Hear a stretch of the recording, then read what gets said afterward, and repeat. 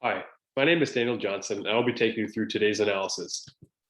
This video showcases Peter, an experienced S&C coach working with various athletes ranging from Olympians to regional athletes within multiple sports. He has successfully completed an MSc in strength conditioning and is an accredited member of the UKSCA. Today, Peter will be working with two elite sailing athletes, Nick and Nicole, ages 25 and 26. Nick, Nicole, and Peter entered the gym together, with Peter aiming to find out how they've been coping with their current workload.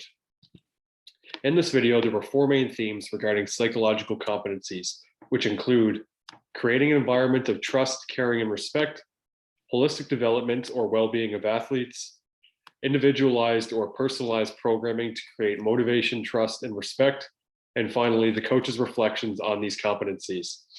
When Chris interviewed you, the stakeholders of the UKSCA, to discuss what you saw in this video, here's what you said in regards to these four themes. So firstly, creating an environment of trust, caring, and respect. You've said, I think there are a lot of positives in the way he's conducting his work with those athletes, and he has a good relationship with them. They have an open communication. I think that that's very important to have an open two-way communication. Secondly, his body language is very open, relaxed, smiling, inviting. And finally, the fact that he was very relaxed with them. He was sitting on the same level on a bench when they were sitting.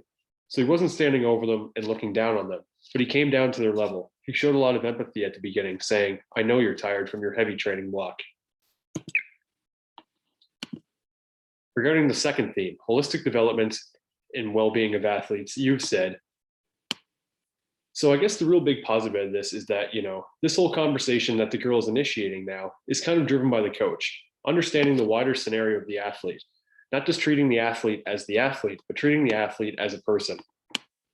Secondly, they're kind of reemphasizing what we've seen in terms of the feel, that he cares about them and that he will engage with them. He's definitely coming out as on a holistic program and saying the S&C aspect is important, but your education is also really important. Whether that is the priority, I don't know where the cycle is, and I don't know what the athlete's aim is, but certainly my belief is education needs to be alongside the physical program, and that needs to be respected so that there's a balance there. Regarding the third theme, individualized or personalized programming to create motivation, trust, and respect, you've said, I think obviously, like what they appreciate there is that he really understands the demands of the sport and the demands that places on them and what he programs for them.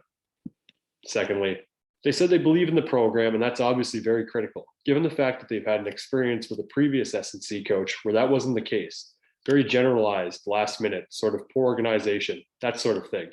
He didn't really care about them as individuals. So it sounds like this coach, Pete, has really gone out of his way to get to know them as people and demonstrates that empathy for them. Their academics or their aspects of life. What's getting in the way? I think it's about striking a balance, isn't it? And finally, regarding the final theme, coach's reflections on these competencies, you've said, I guess just with his reflections at the end, just that he's had a bit of a realization for the coaches about the importance of trust. I guess the fact that the coaches bothered to try and critically reflect on their practice in the first place is probably it's a reasonably sign that they're committed to trying to get better. I mean, the fact that he's reflecting after the session is obviously a key behavior that you want to promote. So that's a good thing. He starts by reflecting on the importance of that trust and rapport to the athletes, actually doing what he's asking them to do. One final critique to Pete's reflection included, but for me, I think that reflective practice also needs to be objective as well. So he needs to establish a time frame of what he wants to achieve, how he's going to achieve it, that type of reflective practice, rather than just saying, this is what happened, I like this. It needs to say, right, why did the intensity drop in that session at the end? What can I do next time to try and change that? Thank you for listening to this analysis.